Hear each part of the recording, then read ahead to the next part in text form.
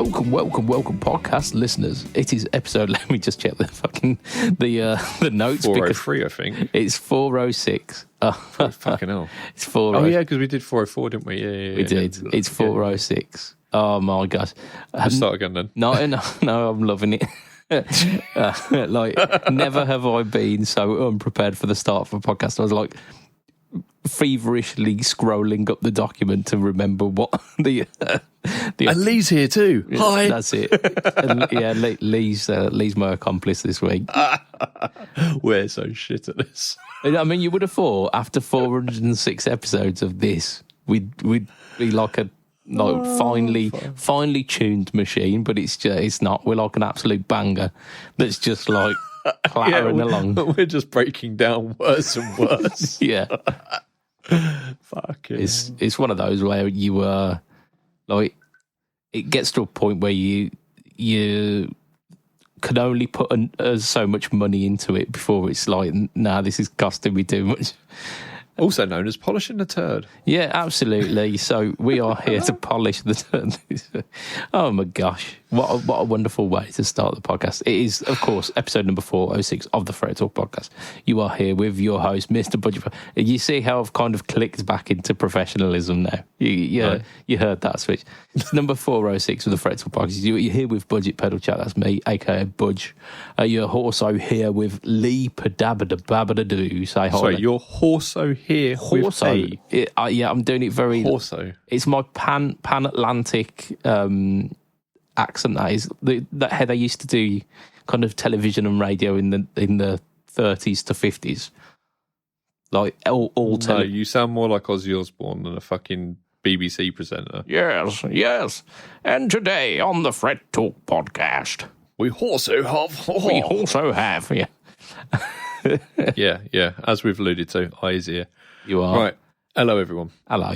You'll notice as well, like you listeners won't, but Lee will notice there is just this one beam of light which is just in my. I was looking at my right eye. Looks like you're kind of having a bit of a stroke there. Yeah, like it's been fine the entire kind of preamble for this podcast, and then the sun decided to shine through a gap in the because I've got like slatted blinds, and they're pretty fucking old.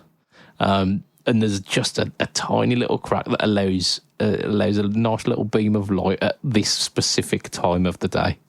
And this is when we choose to do the podcast. So, you know, anyway, yeah. Yeah, I might get some proper blinds for my window, but today is not that. You also might get a very specific suntan. Yeah, just a weird stripe down my eye. It look like fucking Kratos, I know. Yeah. Oh dear. Anyway, let's talk about our sponsor, which is, of course, affordaboard.co.uk. Affordaboard brings you pedals from Demon Effects, JSFX, Mosky, Joyo, 4D, K-Line, Nux, Movol, Chord, Vave, and AM Effects at amazing prices.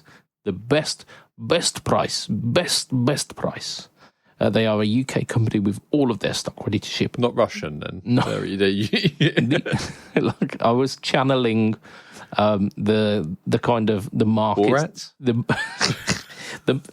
market sales people in Turkey when you go to Turkey and they go, I'll give you like the best price, like proper real diesel jeans and real Nikes. I feel this is going down a quite racist path. Let's not. Hey, I'm not saying anything about it. I'm just saying that is their kind of sales pattern. It is always like best price. I give you best price. And to be fair, they do like they might not be the most legitimate of like Levi jeans that they are selling, but they do give you a damn good price on them. Speaking of holes in all my Levi's recently, it's really pissed me off. They've all seemed to like give away at the same time. I'm like pissed off, man. I like Levi's. Maybe it's something that you're doing. Yeah, wearing them. Yeah, that's the problem. Anyway, so Affordaboard are a UK company with all their stock ready to ship in fantastic recyclable packaging. Check them out at affordaboard.co.uk. Do you think they will have the Vailtron? Or Vailton? I don't think I don't think Affordable are a Valaton dealer. Maybe they need to look into that, because that is a cool budget bit of kit. It is indeed. However, like, spoilers, you cheeky spoiler boy. Not spoiler, teaser. Teaser. Just teaser. Just showing a little bit of nip. There we go. That's how it works, isn't it? Malmsteen, man. Of course. Yeah, I love a bit of Malmsteen. Which bit? Like Fingers. Odyssey, Trilogy. What's the other one? Early Days, Rising Force. Rising Force, yeah, that's the best. Rising Force Odyssey is the best one. Odyssey is the best album, clearly. I really like Rising Force. It's a wicked album. Indeed. Like, I'm not going to argue, like, early Malmsteen is exactly what it is, isn't it? It's like high kicks, smoke machines, pyrotechnics, and like guitar acrobatics. It is all of that. It is so like over the top and kind of campy. But like, if you go into it knowing that that's the case, and you're like, I'm here for a good time, I'm not here to take myself seriously, then Malmsteen's music is phenomenal for that. Malmsteen kind of acted as a little bit like a catalyst towards my love of Muse. Interesting. Yeah, because like when you like listen to Plug-in Baby and you realise he's like going into harmonic minor, and you're like, oh, harmonic minor's cool, man. Yeah. Like, you definitely can't get enough of that with our Malmsteen. He chucks in that some Phrygian dominant all across the shop, doesn't he? Yeah, exactly. So yeah, it's a little side note mentioning the Muse. Indeed. Very very amusing. I'm seeing Muse again in a few weeks. That you are. Indeed. Yeah. Is that like a European thing? Are they playing somewhere in Europe, or are you coming to the UK to? No, in Sweden. Yeah. Sweden. Yeah. Stockholm. Oh, nice. Yeah.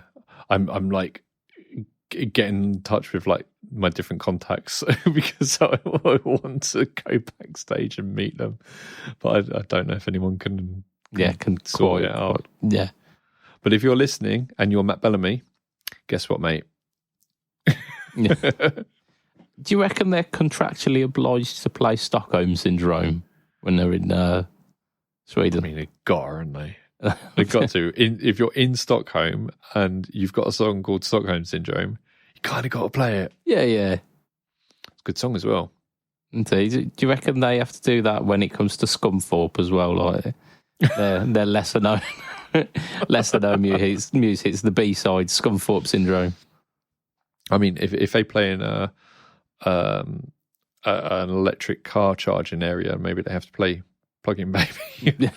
Yeah. That was tenuous, wasn't it? Yeah, played an eco festival, Plug-in Baby, just for all of your cars in the audience. This one's for you. If they play at a maternity ward, they have to play Newborn. Way.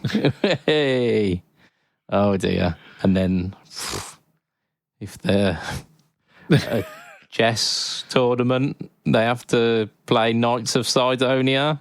I mean, if they're playing a mental asylum, they have to play Hysteria. Hey. Oh, yeah, or if they're supporting the Def Leppard. Yeah, that would be. Do you think they'd do like a mashup? I mean, I would. I'd pay some good money to see an entire Muse set of them just covering Def Leppard tunes. Oh man, do you know what I'd love to see? I'd love to see a gig with Depeche Mode and Muse. That would be fucking amazing. Oh. And in their earlier days, apparently Muse did support Def Leppard. I mean, not Def Leppard. Sorry, Depeche Mode. And what a fucking gig, man! I think those days are probably gone, mate. That. Yeah, but wow, that would be amazing. Indeed. Speaking of Depeche Mode, let's talk about some shit news. What? The fuck are you talking about? Oh, he fell for it. It's bait, mate, that. It's bait. It got him good. Right, let's talk about some shit news. The the Depeche Mode signature guitar is coming out, and we mentioned it. No. This week, I do have to put my hands up. I don't necessarily think this is shit news, but there wasn't much in terms of shit news. I mean, there is something quite shit that we will allude to a little bit later, which could well fit into shit news of the week, but yeah, it might actually be good. We're not sure yet. Yeah. So we're going to put it in the main news, and this is going to take the spot of shit news of the week for this week, but it's almost like a placeholder. Yeah, definitely. Like I don't think that this company makes shit guitars. No. I also don't think, if I were forced to say whether this guitar were shit or not, I would not put my hands up and say that this is a shit guitar. Let's be fair. Most of the guitars we have in on shit news, the companies don't make shit guitars. Yeah. They're just shit for the fact that, like, we don't go, oh, this is shit news because that guitar's crap. We go, this is shit news because this guitar is well overpriced or something along those lines. Yeah, like the feature set doesn't make sense, or it's well overpriced, or Kemper are trying to charge you for updates on your pedal. Yeah. Free tiers, man. Free tiers. Yeah, I mean, it'd be more than 3 tiers that I'd be shedding. Get tattooed for like 3 tiers on your face. Yeah. Level 1, level 2, and level 3. I just still can't believe it. And we won't forget about that, Kemper. We will not forget about that. You done fucked up with that. But anyway, this is definitely like this. If the Kemper Kemper level 2, level 3 update is like a 10 on the shit news scale, this is like a 2? Yeah, I'd say it's a number 2. So we've alluded enough. Ernie Ball make some fantastic instruments. They make the Mariposa, which is a massive thing on our channel because Jason loves it. And to be fair, he gets some wicked tones out of it, and it looks really cool. Does. I love listening to Jason's playing sometimes, especially when he does like the Chili's stuff. I think he's so good. Yeah, I mean they do the Luke, which is like phenomenal. They do the Albert Lee. They do Steve Morse, the John Petrucci as well. Like they do so many. What's that called? The John Petrucci one is the Majesty. Yeah. They do so many legit instruments. They're doing the Kaizen, which is, I think, like the Kaizen's already a thing, and it's like a collab with Tosin Abasi. They're doing a limited edition black limber version. So, look, fancy woods, basically. Yeah, it looks like a slightly darker walnut. I mean, yes. In terms of like the wood itself, like very, very premium choice. In terms of how it looks when you use black limber, it kind of looks like a dirty guitar. Yeah, it does. It does. It looks a bit like a dirty ash, doesn't it? Yeah, it does look like you've been like fixing your chimney and then gone play guitar. Indeed. However, this is not really the reason why I've decided to hate on it this week. It's a multi-scale guitar. Like, it's coming in 2 versions, a 6-string and a 7-string, which you would kind of expect because Tosin Abasi, known for his use of extended range. Look, he had was it a 9-string at Ibanez at one point? Probably. I seem to remember something along those lines. Yeah. It was that point where like everyone was getting really ridiculous about having like very, very, very many strings on their harps. Yeah. At that point, it does become harpy, doesn't it? This is harpy. I mean, these are. Yeah. That's something else. Yeah. These are very much guitars. You got a 6-string and a 7-string, like 2 dual humbucker things. I don't know if the humbuckers are particularly, particularly well thought of ones. There you go, Ernie Ball Music Man custom designed heat treated humbucker. They look like Blackouts or EMGs. They do, like that, don't they? Oh, and it's a mini humbucker. Of course it is, because it's a little bit smaller. But yeah, it's got that look, isn't it? It's slightly more rounded corners, but like matte finish, very much like an EMG looking thing. They are custom designed, like they're heat treated apparently, which sure, but they are slanted as well because it's a multi-scale guitar. Everything has to be on the piss a little bit. However, like if both pickups were going in the same direction, say like if they were parallel to each other, but they were just like at a 30-degree angle from the fretboard, all good, all good. However, you've got the one that's kind of cambered inwards and then the one that's cambered outwards. I mean, I get that, because then on what you would normally think of as the bass pickup, the bass string is going to be a little bit more predominant. It evens out the as you get closer to the bridge, the treble becomes more prominent, right? Yeah. So with it angled like that, it means that the timbre of the higher strings is going to be a little bit more balanced with the timbre of the lower strings. So you want the lower strings to have more bass in them, and the treble strings to have more treble in them. Not this way; it'd be the opposite way around. Because this way, it's having less treble in the treble strings. No, it's not. You look at that bridge humbucker. The treble strings are closer to the bridge. Like the treble side of the bridge humbucker is close to the bridge. Sorry, I'm talking about the neck. Oh yeah, like for the neck, yeah. Yeah, I'm talking about the neck. So the neck, you've got the where the treble string is, where you've got the E string, the high E, obviously.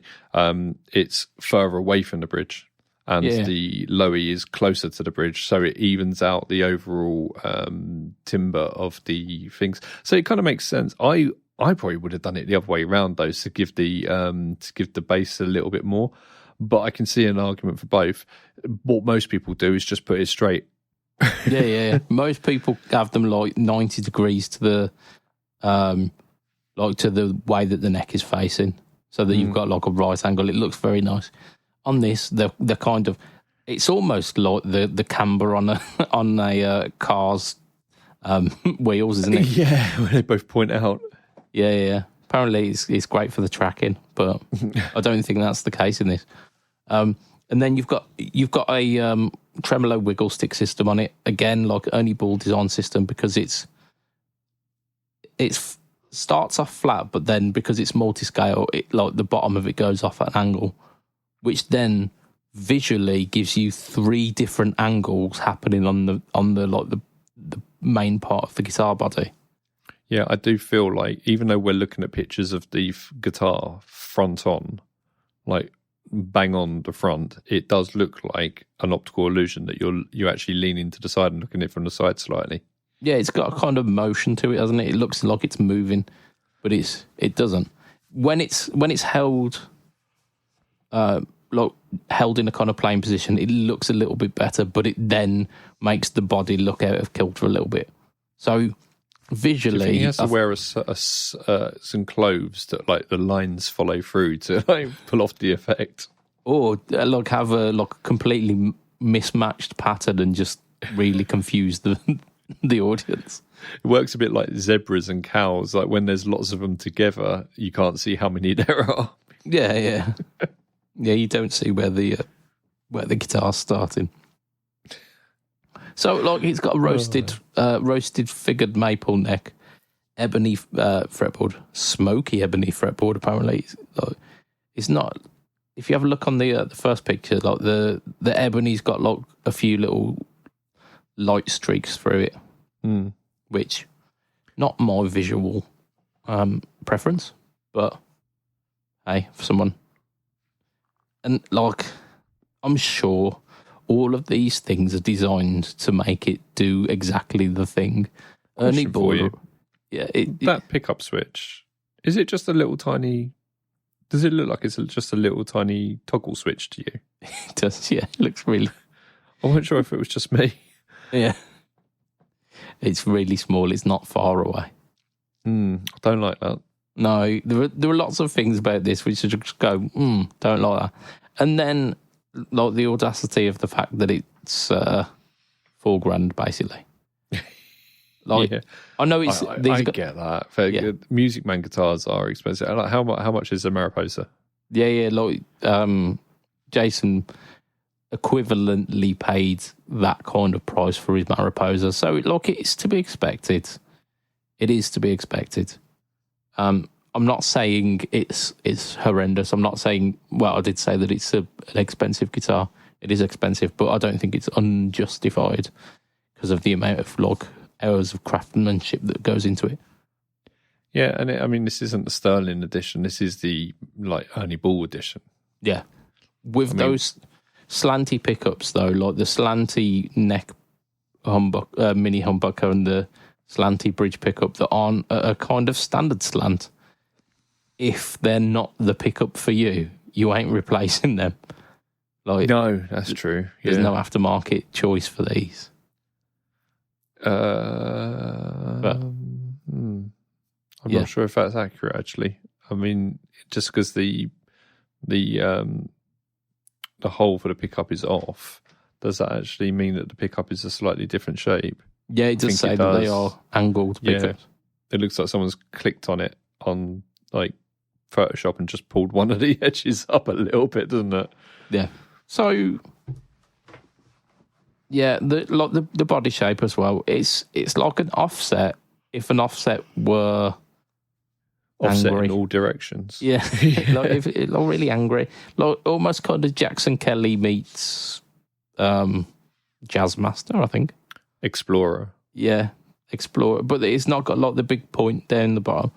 No, but it feels a bit like that Explorer that cuts off. It's a funny shape, and I don't mind funny shaped guitars sometimes. Sometimes they look really, really good. But Ernie Ball does make a few guitars that I look at and I'll go, no, not really for me. Yeah. What's the one that they do for that girl? That really good player. Oh, St. Vincent. Yeah. I'm not keen on that either. That one looks like the old Budweiser logo.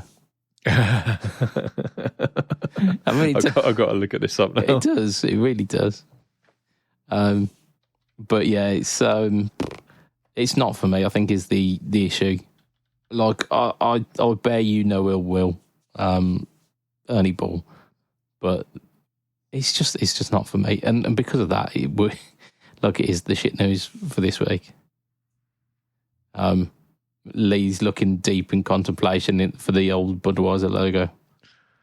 I'm just looking at the St. Vincent guitar, remind myself of the shape of it, and then it's pretty much the old Budweiser logo. Right, whilst you're doing that, I'm going to tell you a little bit about what I did this week, which is I did a video which could have been taken. There we go. Tell me I'm wrong. Tell me I'm wrong. You ain't wrong. There we go.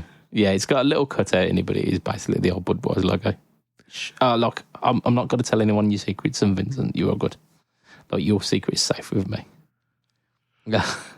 So I did a video this week, which could have been taken one or two ways. It could have audio and visual. Yeah, I think. Do you? I was very careful about how I worded it because it was basically a video of me sharing an experience I had when I was a very new guitarist and very within my formative years of guitar playing. An experience I think many people share as well. Yeah.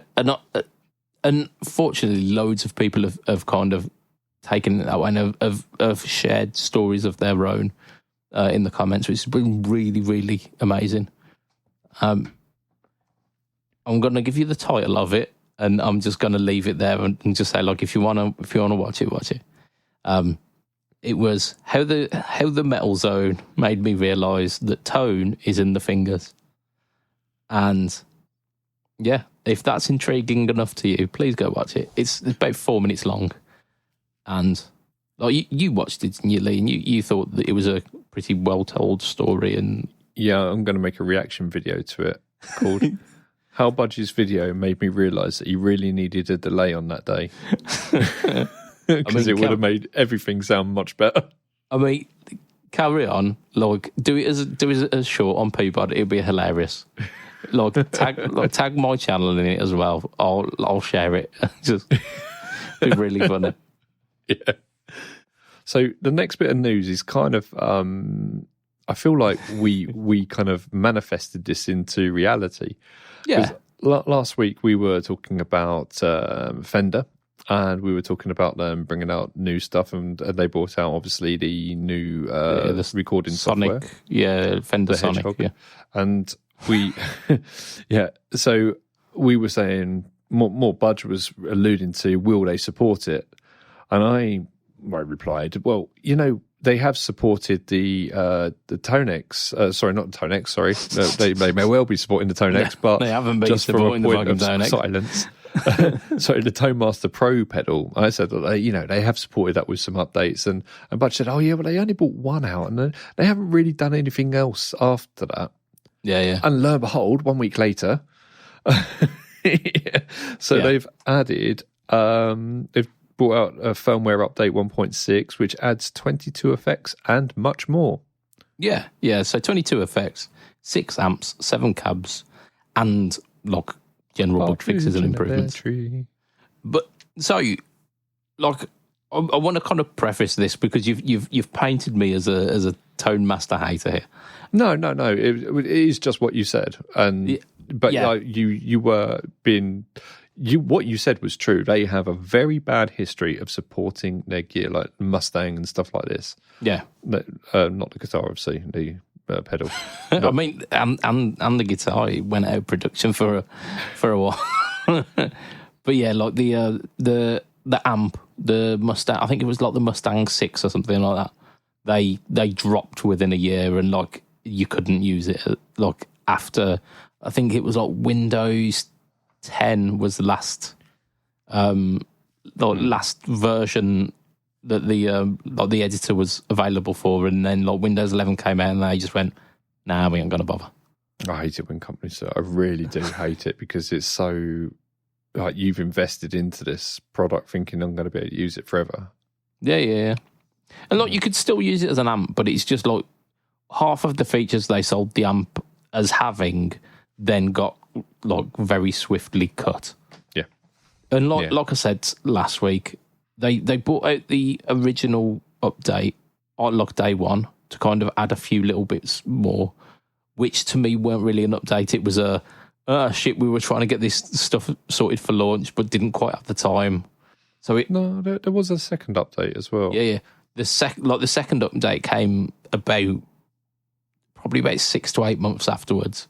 But it was really small. It was 16 different items and a few pedals, few amps. And a few of the amps, they were already on there. They were just different versions of the same amps they had on bass ones or something like that, weren't it? Yeah, it was another iteration of the Bassman, a normal and bright channel. So it was from that, I was really disappointed because I got to try the ToneMaster Pro, and underneath the kind of surface level, it not having everything that all the other things have got, there was some real promise.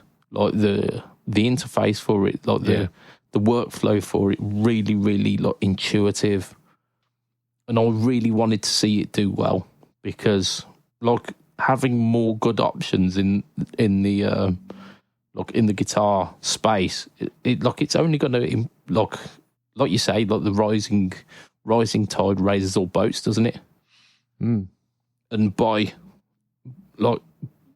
Fender kind of ploughing some time and effort into that and making it a viable thing, it means everyone else has to pay attention and take note and kind of update their things, and everyone's a winner. But they didn't really do anything to challenge the market, really, did they? Other than Fender were doing it. Yeah. I think the big selling point for it was the interface, was that it was very, very intuitive. Yeah, and it was along the lines of head rush. Yeah. So it they had the Fender market in mind, slightly older, a little bit more kind of turned off by the deep editing technology of stuff like the Helix and the GT1000. Yeah, especially the GT1000. That one scares me. It scares me, and I've got one. But those things, yes, sound fantastic, but can be a little bit off-putting for those who don't want to do that menu surfing. And the Fender ones, everything was really visual. Everything was, like, aside from like the kind of global EQ and stuff, which took a little bit of like finagling. Yeah. Like, just plugging in and getting a tone out of it and like seeing exactly what you got. Really, really, really, really intuitive. And like you saw a visual, like a line of like, here's an amp and it looks like the amp, here's a pedal and it looks like that exact pedal that you've just put there. So really, really, like really, really impressed with that one. So I'm like rooting for it. Yeah, so we wanted to see them do well, but we also want them to lower the price of it, so it puts it into the right category, really. Yeah. I don't say that jokingly. I say that if they put this into the same category as a Helix, price wise, then it becomes an option. Yeah. Let's have a look at some of the things that they've put into this. They've gone for like a 57 Deluxe, a Blues Junior limited edition. I'm hoping that's the one with the hemp speaker because they were fucking fantastic. So again, like two Fendery things, but then you've got the Brit 45 and the Brit Breaker. So you got Blues Breaker and a JTM 45. Yeah. So kind of classic Marshall stuff. You've got a couple of bass amps as well, by the looks of it. Ampeg, is that? I'd say that was Ashdown and an Ampeg, maybe. Yeah. But yeah, like a couple of bass amps as well, and you've got like shitloads of pedals that come out. CSD, which is in OCD. Comic Sans. Yeah. You've got a chorus that looks very much like this one here. That's exactly the same colour. I mean, it doesn't look like it in the camera here. It looks fucking hell. Why is that so off? No, it looks fine by me. So what's that? When I put the two next to each other, it's the CE2. CE2, yeah. Yeah, but that's got an extra knob on it. That one, it's probably just like volume or something because this doesn't have a volume on it. So it's probably a blend or something along those lines. Yeah, you've got another like a bass chorus, Boss style bass chorus, Boss style vibrato. That looks a little bit like a JHS pedal, doesn't it? But it's not. What is that? It does. And then you've got a couple of Fender reverb, small room, small plate. You've got a delay. You've got a doubler, very good. Doubler's very good for, like, especially for this because it was a very bright sounding unit. Get the doubler, get that width going on. Octave shift at Polygon. That's quite clearly EHX, isn't it? Yeah. I can't read some of these other ones, but they like we've got. So there's a lot going on. Slow gear as well, is that? I'm sorry, I'll scroll down. Let me have a look. Yeah, it's a slow gear at the bottom. Yeah, the slow attack. Yeah. So like some legit pedals going on rather than just like here are like a few. Here's like your standard green overdrive, and here's like a thing. They've gone for some more experimental things, which like I'm cool with. I'm like very excited by that. The fact that they're expanding the quote unquote British breaker and British 45, like that was the thing that was that red micro shift. That is the micro pitch. Eventide micro pitch. Or Lord, based on that. So the thing that that one at the end, is that supposed to be the dark side, the Keeley dark side? It could very well be. I think a few of these might be Keeley pedals actually. Yeah. And maybe Wampler pedals. That'd be an interesting take, wouldn't it? So the kind of the classic mid-gain kind of tones were where everything was not quite where the Tone Master was lacking a little bit. Like it had loads and loads of cleans. It had like Fenders for days, believe it or not. And it had like the EVH like 5150. It had those kind of things. Like that end of the market really, really kind of nailed down. But you didn't have much choice in the middle. Now they're adding more in there, like the Brit ones. Beautiful. Like, keep doing that. Like, give us some Brits, give us some like cranked ACs, give us some orange as well to kind of bridge the gap between kind of classic all the way up to kind of vintage metal, kind of like the Tony Iommi-ish kind of sounds, maybe. Yeah, does it have an 800, JCM 800 in there already? I don't think it does. I can't remember. Like, it's been a long time. It's been a long, lonely time. Yeah, like, I got to try this like 2 years ago, maybe. And that long. I think I only asked back for it about a year ago. Yeah. But, like, once I'd done the demos on it, it was in a... Like, I'd put it in a box because it took... like, there was a whole thing, basically. That, like, it was a shipping company that didn't want to take the pedal back. I was trying to give it to Fender. Fender were trying to take it back from me. The shipping company were just not playing ball with it. I'm not going to name and shame whoever this company were, but the guy in the brown shorts was UPS. I said nothing.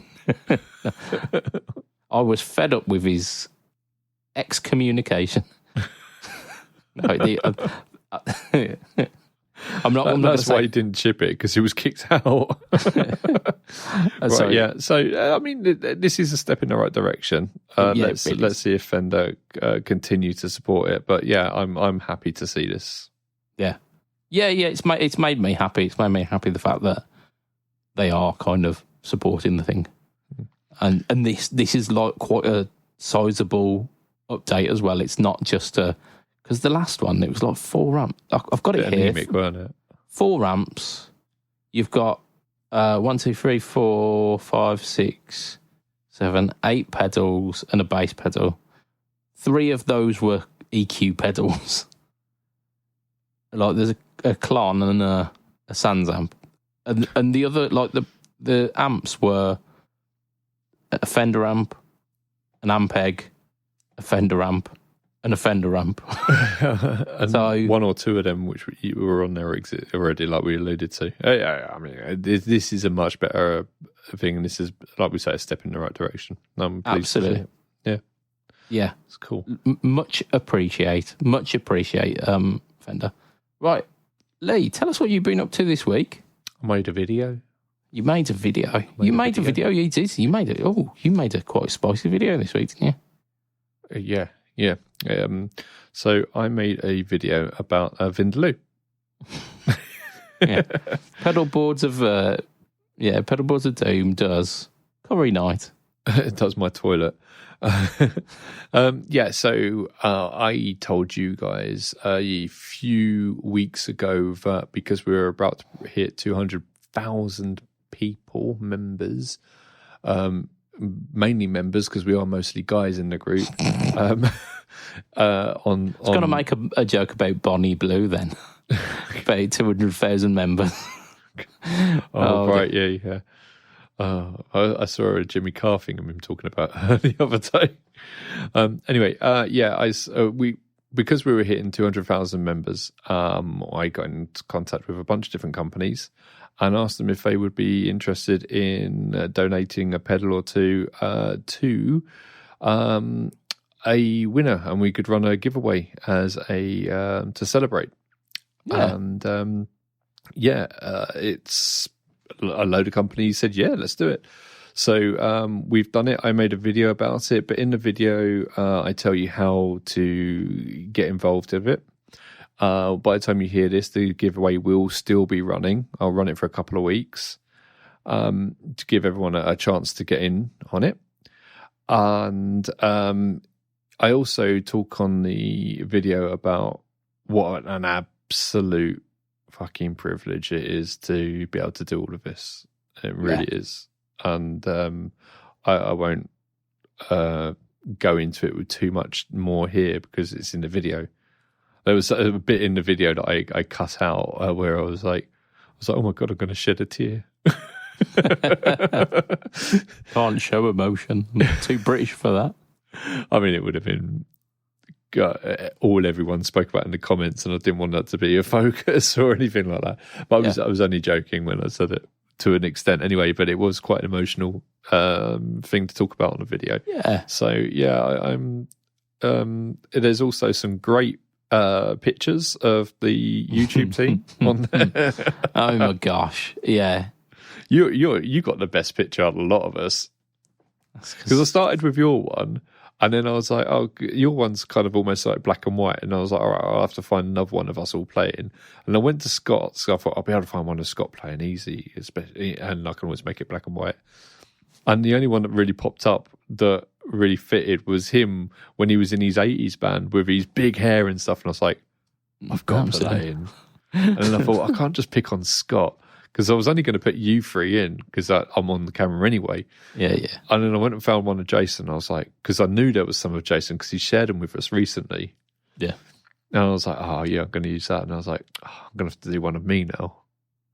Just to be fair. So I went and picked a silly one of me, which I knew exactly which picture it was, because when that picture of me first came out, it got shared around all our friends, and everyone started editing it and like putting me in a wig and stuff like that. It was really funny. So I knew exactly what picture to do. That was like 15 years ago. Oh, fucking hell, man, I'm so old. Yeah, absolutely. But yeah, that was it was fun because it was a nice little bit of fun to talk about the team. Yeah, even if you don't want to participate in the competition, go and watch that video just to see the stupid pictures of us.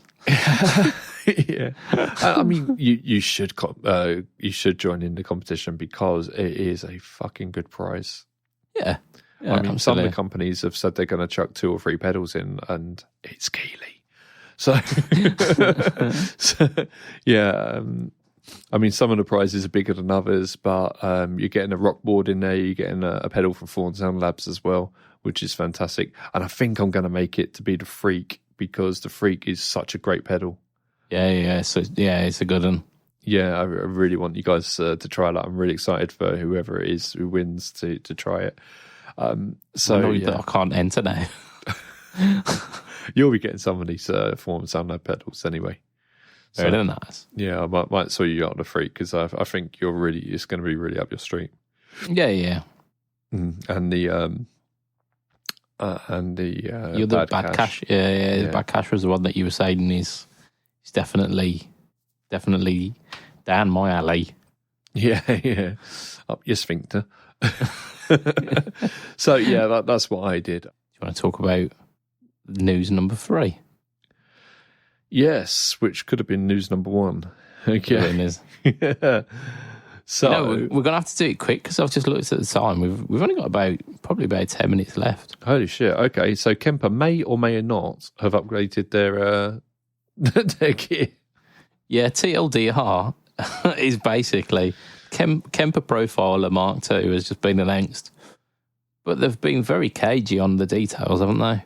Yeah, and the details they have put out where they're like, let's start from the beginning. The things that they have definitely updated is the appearance. Yeah. It's black now. It's not green and grey. Yeah, which is definitely an upgrade, because I really didn't like the look of the old one. It's got a bit more power, so it's got more processing power. So this is Kemper Mark II. Yeah. And it's what we've been wanting to see from Kemper. We've been saying, okay, it's really old tech. We've said it a million times, and we want to see them like making an update. Same as we've said for Helix. We want to see a Helix 2 as well.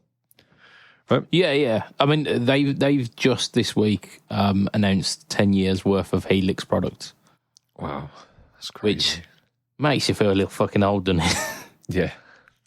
But like the Kemper Profiler is older than that. Like, it was the reason why there was a market available for the Helix to come into.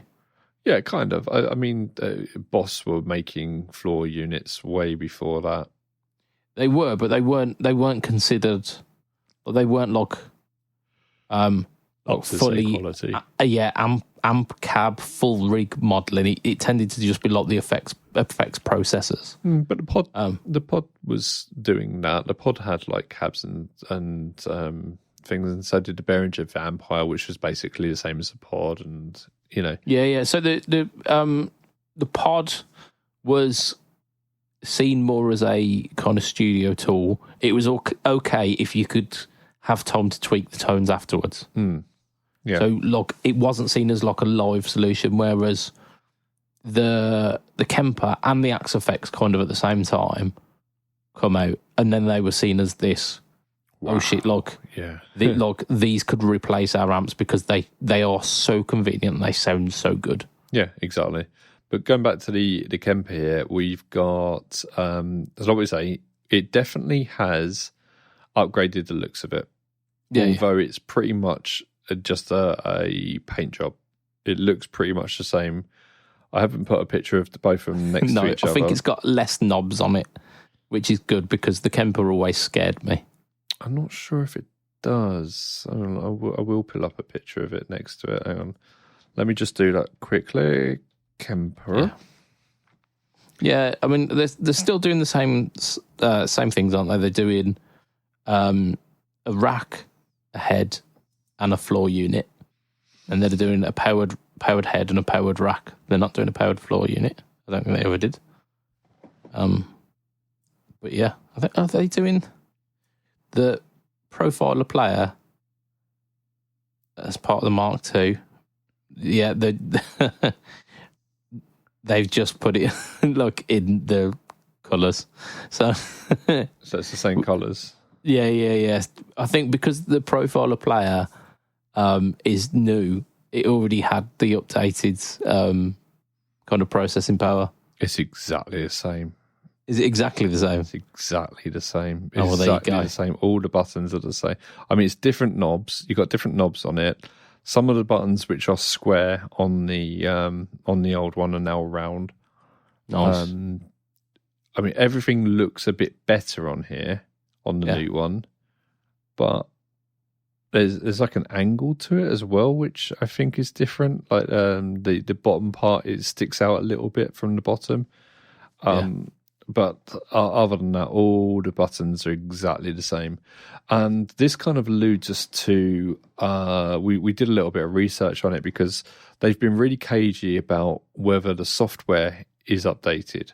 The hardware is updated. You've got more processing power and stuff, and apparently it boots up in 20 seconds. So, well, that's great. But once you've turned it on, it's on anyway. Yeah. That seems like a long time. Yeah, absolutely. Is it?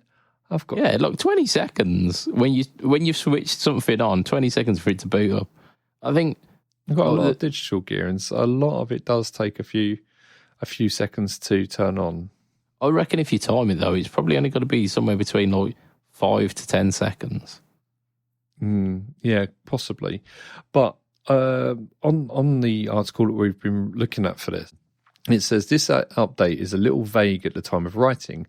However, some information has been shared by Kemper, so we know a little more. And we Budge and I were looking through this information. We were like, sounds awfully familiar.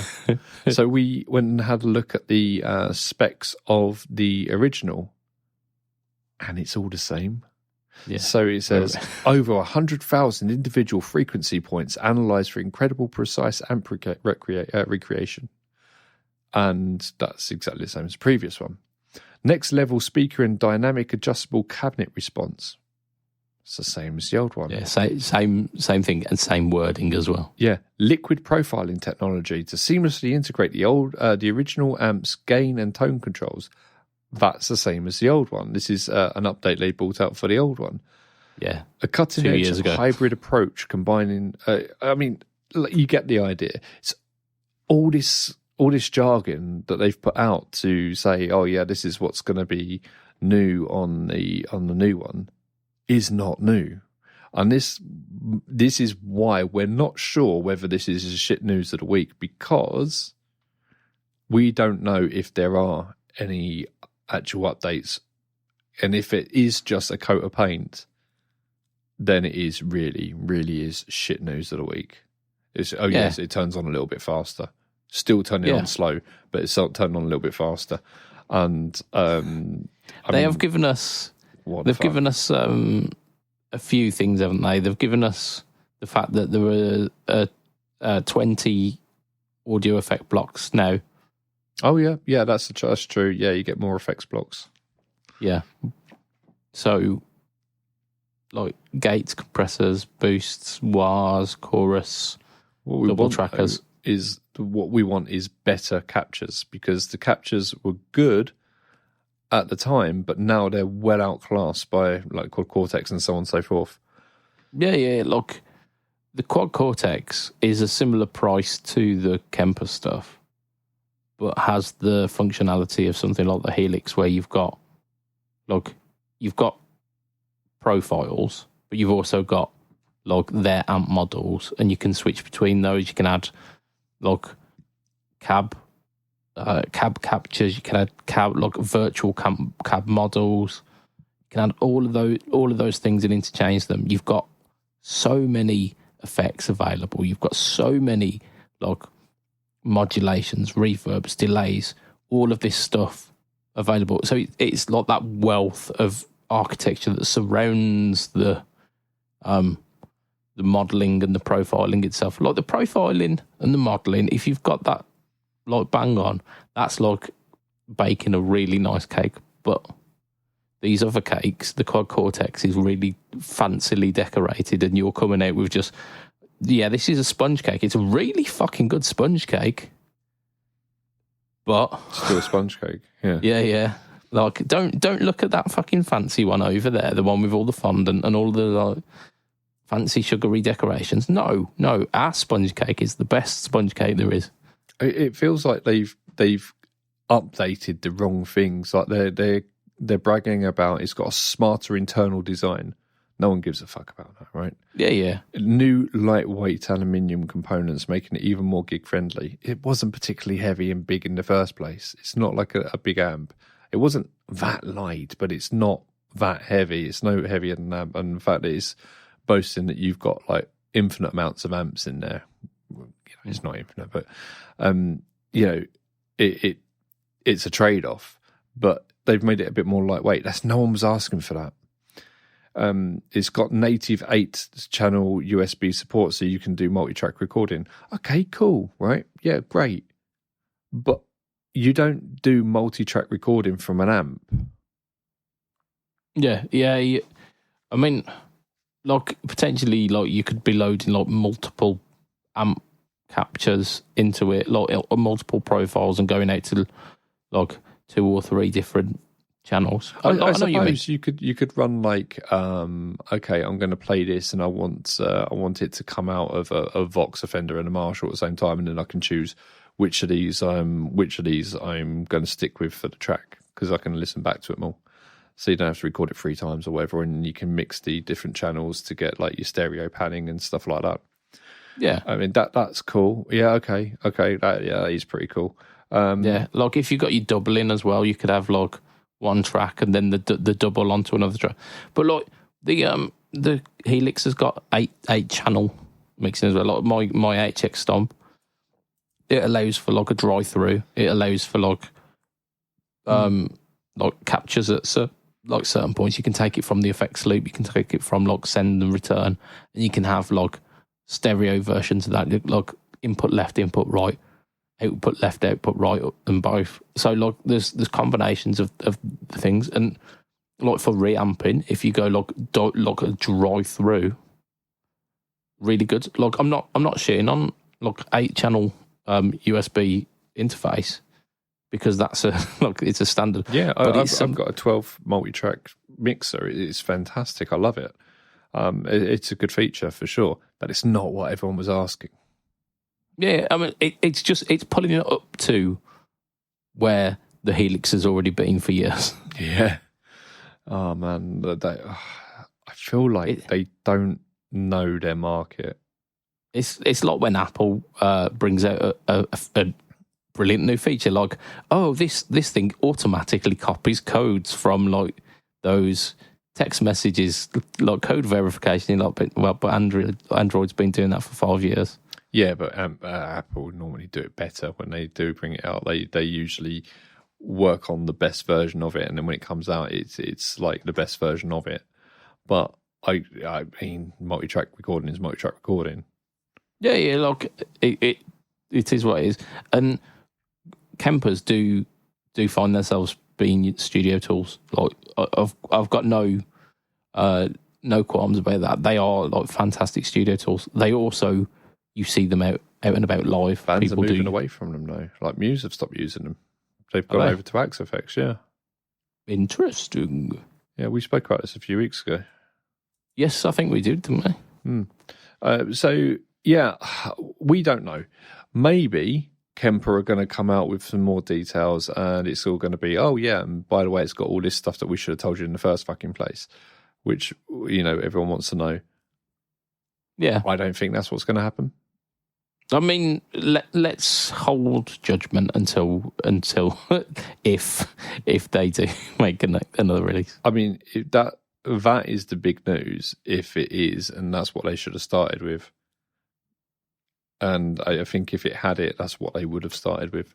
But it really does look like Kemper doing what Kemper does best, and using the same technology they've had all the while that they worked so hard on at the beginning and did change the industry with. They've just rested on their laurels and brought it out in a different format after different format after different format. So you had the stage, and like, which is their floor pedal, and you had the rack mounted version, and you've got the player as well. Which is it? Player they call it, the small one. Yeah. Which it's I'm looking. Technology. They are available. So like you can put pre-orders down for it. So like on request.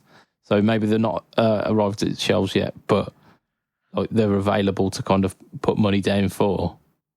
So if they haven't announced like there's special new features in it, they're waiting a pretty fucking long time, aren't they? I mean, I wanted to see if it came out and it was the newest, best thing in the whole amp world. Like if it had the same impact like it had before, I probably would have bought one. Yeah, and I think a lot of people would have, because it would have been fantastic. But no, they are repackaging dated technology again by the looks of it. I mean, it's still got the old bloody screen. We were talking about it earlier. It's like it looks like Game & Watch from Nintendo, from like the 80s. It does, or what do they call it? An e-reader. Yeah, like a Kindle. Yeah, a Kindle screen. It's got more of that look, hasn't it? But I know what you mean. It does look dated. Yeah, I mean, especially really when Fender have brought out this full color screen with like pictures of everything that you're getting on there. Anyway, let's. How much is it? Pretty much the same price as the last one, like $1,200 for the heads, $1,500 ish for the powered ones. I mean, just get a quad Cortex. Yeah, by this point, yeah. Right, let's do our last bit of news, because it is actually very important. We need to mention it. It's pretty cool. You take the lead on this one, man. Right, yeah, it's definitely up my street, and it's the Valaton GP5. It was teasered at NAMM, like the Winter NAMM. I think the biggest teaser for it was the Andertons video where like Danish Pete was playing through it. Yeah, it was a rough video, but it did tease for sure. Tease me. I was really interested in this. Yeah, it got across what it needed to do. Basically, the idea behind this is that it's a NAMM profiler, but in a pedal format. Not profiler, player. Yes, yeah. So, but they are profiles, like the NAMM. Yeah, like but it's the not NAMM a profiler. You don't make profiles with this. No. You play profiles, yeah. Okay, I get what you mean, yeah. So like it plays the NAMM profiles. It does a little bit more than that, though. It does a little bit more than that. So you've basically got a signal chain throughout the whole of it. So it's not just log. You dump a NAMM file into it and then that's it. I just noticed something on it. Go on. It's got a better screen on it than the Kemper.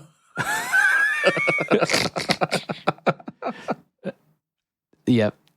So yeah, it does like a color screen. Like it's an LCD screen, like a Coloured. coloured LCD screen. It's a small LCD screen, but like I did have a look into this, and it looks like you've got slots for. I think there's about like 6 or 7 slots in it, and there's like a slot for a noise gate, a slot for distortion, a slot for a modulation, a slot for a reverb.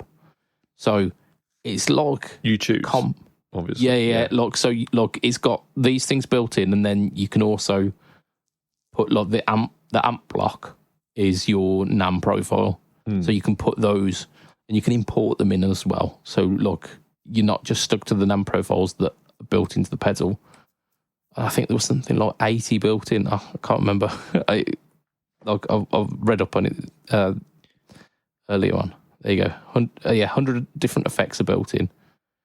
There you go. Tone capture from Tone 3000 for free instantly play. But you can download some as well. It's got nine of them built into a single preset. 9 effects built into a single preset, so more than the 6 that I thought it was. There you go. You start off with 50 built in, and then you can add another 30 from your own. It's also, you can load in IRs as well for like mixing and matching the cabs.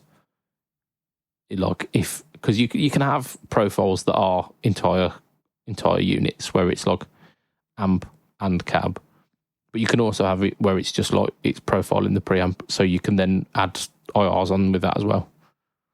So phenomenal, absolutely phenomenal. I love this article. It says, just a short while ago, Dark Glass followed with the anagram that supports NOM files, and I predict that every major platform from Kemper to Quad Cortex will also support NOM files. Yeah, and then, I mean, and then the Kemper comes out. It's like, no. Yeah, I mean, Kemper are trying to kind of safeguard their proprietary modelling technology from the market, but the market's moved on now. You've got companies like Sonicake bringing out like, what was it, like a 70, 80 quid like audio interface kind of thing. This is like along the similar kind of lines, because the Sonicake does that where you've got a signal chain as well. Yeah.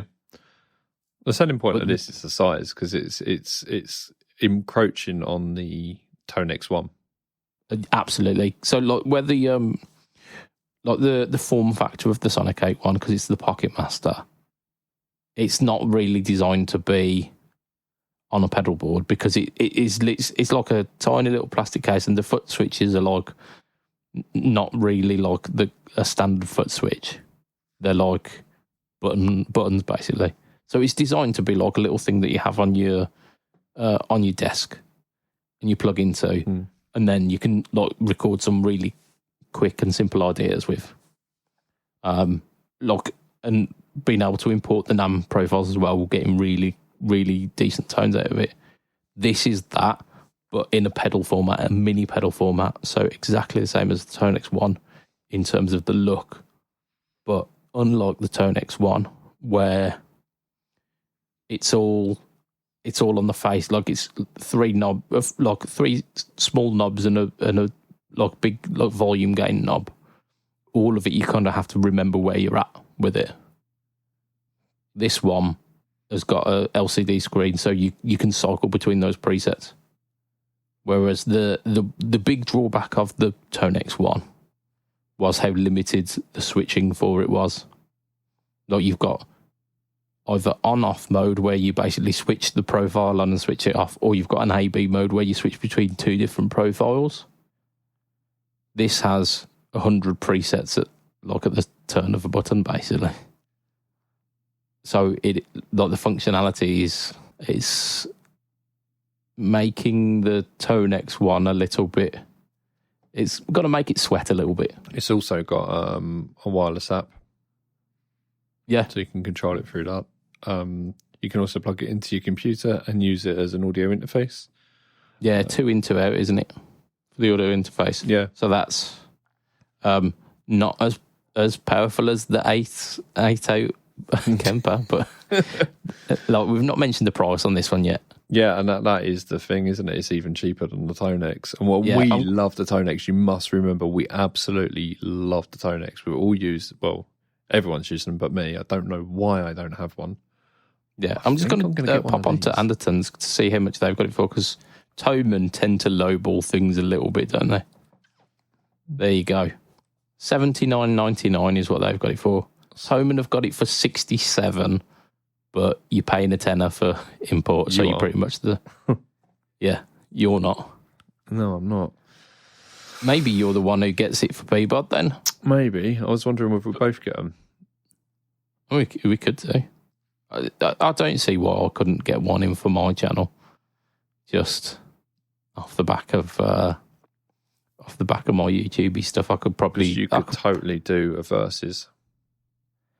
I could very much so. I was just thinking about getting one just for the sake of having one. Yeah, look, legitimately would be an interesting one. You have a look at... Yeah, so I'm just going to show you, Lee. Look, that's the... Yeah, you've got like different slots. It looks like well featured, doesn't it, that? It looks really easy to use as well. I mean, I just glance at that just for like you turning your camera around for a second. I know exactly what I'm doing. Yeah, absolutely. And the fact that you can log, because I was really excited about NAM profiling when we did that video on it. Yeah. Kind of a year and a half ago, probably now. Yeah. The fact that you could have like Kemper-esque profiles in your DAW for free. Yeah, and this is the thing. Like, it was because Kemper and Quad Cortex, so Neural, and all these companies had like put this like wall around their stuff. So like, yeah, okay, you can have these tools if you pay us a lot of money to come in and be part of the team, which makes sense because it's a business. But what this Steve guy did was like, oh, hang on a minute, what if I just make this open source? What if I make an open source version? And that's 7 years ago or something along those lines. And effectively he's made it so everyone has the ability to do it. And guess what? Everyone fucking has as well. So there is a huge community of these NARM files. You can go in and do it. And all you have to do if you want to, and you're in a position to do so, donate a few quid to him. Yeah. He's like the Tim Berners-Lee, isn't he? It's like Robin fucking Hood. Yeah, it is. Yeah, stealing from. But I mean, like it already kind of started happening with the Tonex, because the Tonex has got like the profiling ability, and that's like if you buy the big Tonex and the capturing unit, it all comes in at under 500 quid. Which is incredible if you compare it to like the next one up, which is the like Kemper head maybe, which is like 1.2. Tell you what I want to know is, because this has USB on it, whether it has MIDI, because that's the thing that's missing from the Tonex one. It's not. It doesn't. There's a MIDI foot switch that you can pair up with it, which allows you to bang between the presets. Yeah, like but I wonder if I can plug a MIDI switcher into this, because if I can turn my ES8, for instance, into controlling this, then suddenly I've got a tiny little thing on my board which is acting as a huge, huge part of my board. Yeah, like a massive brain but tiny footprint. Yeah, absolutely. What a point to end the podcast. I mean, we're already over time, but we absolutely needed to mention this one because it's a fantastic bit of kit. So we're going to extend a thank you to you listeners, because you've made it this far in the podcast. Well done. Like, big good to you. Big thumbs up. That's it. We're going to extend a thank you to our sponsor, which is affordable.co.uk, the purveyor of amazing budget pedals. You might want to just like keep refreshing the internet tab on Affordable over the next couple of weeks. And I'm not saying any more. Just keep keep refreshing that into that tab because something big's happening. You always do that. You say, I'm not going to say any more. And then you say something more. I'm not telling you what it is. I'm not telling you. But what I will say is thank you to our Patreon backers who, for as little as $2 a month, you can be a part of that exclusive crew. You get additional content. We do like an additional, at least kind of 20-minute after most of our podcasts wrap up. I mean, sometimes it's almost like an extra show. Yeah, yeah, we do. Sometimes we get proper on it, don't we? Yeah, but we do talk. You think we might talk a bit of shit in this? We really do talk shit. It's completely off the cuff, isn't it? Yeah. Like there's a lot more kind of like off the cuff banter, isn't there? Like we're perhaps a little less careful about what we're saying as well. Yeah, I think last week we started talking about English TV as well. That was what was we talking about? Never mind the bus. Oh yeah, I started watching it again. Yeah, good, isn't it? Yeah, fantastic.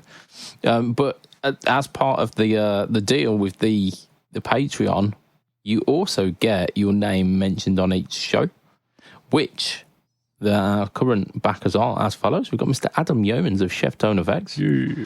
We've got Mr. UG Rection. Yoing. We've got Mr. Mike Coxlong. Is it? Yoing. It's a lie I tell many people. Mr. Gary Goldencock. Man with the golden cock.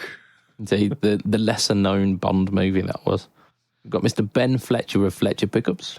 We've got Mr. Brian Gare of the Tone Jerks podcast, the Second Button podcast, and the Off the Rails podcast. We've got Mr. Diabetes Foots.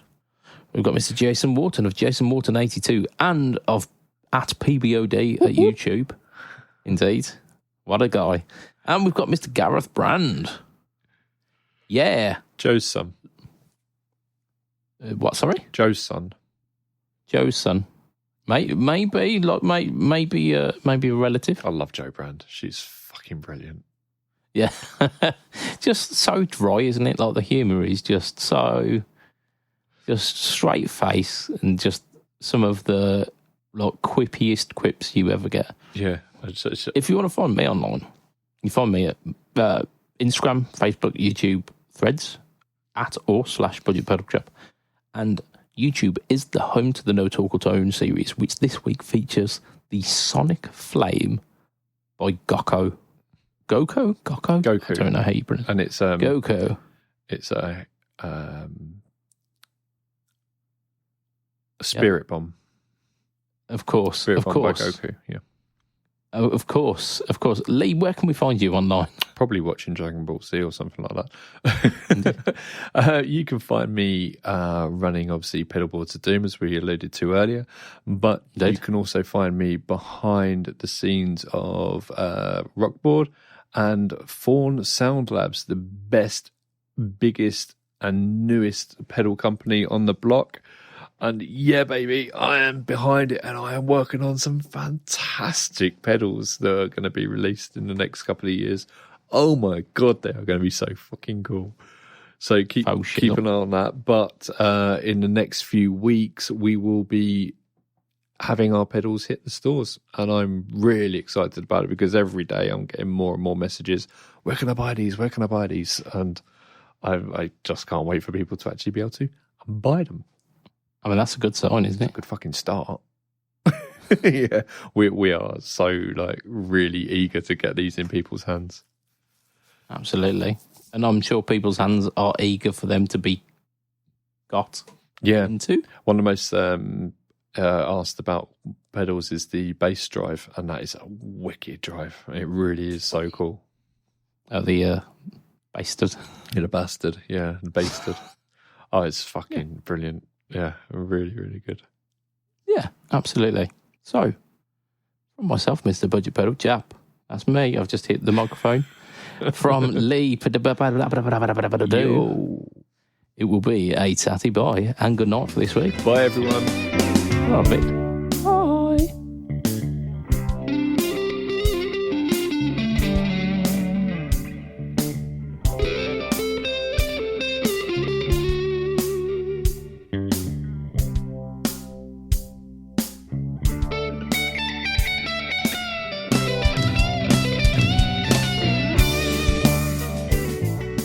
Did you hear? Did you hear that all flights from John Lennon Airport have been cancelled? Imagine all the people.